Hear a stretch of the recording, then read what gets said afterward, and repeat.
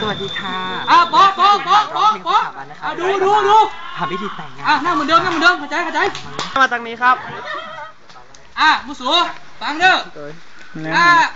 ถ้าปีคนนี้มาห้ามฮักอันนี้นะมุสูไม่ได้ไปมุสูต้องช่วยมันคือคำอู้หรือแม้ว่าการกระทำแล้วแต่มุสูละเตะวะละก็อู้ไปแล้วโอมพอแล้วเดี๋ยวเข้าหอมมาชุ่มอยู่วันนี้ต้องการผู้ช่วยเป็นวันสงกรานต์ช่วยเพื่อนสิคะแล้วยิงอู้ขอพ้นคารมดีๆมาช่วยแบงออกมาลูกมา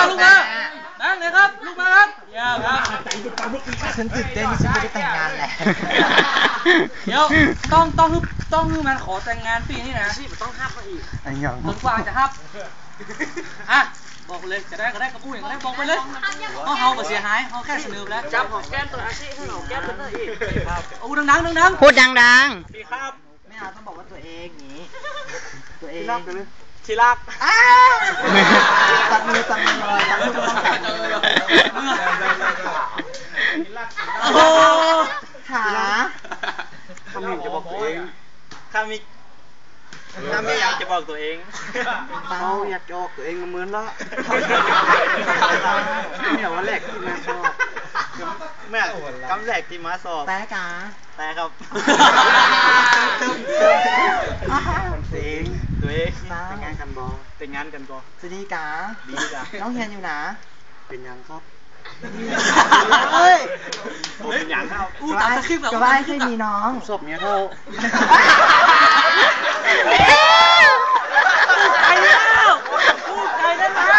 อันนี้เป็นไรเพื่อน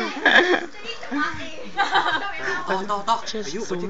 อายุไม่ใช่ปัญหาขอว่ากันชิมิ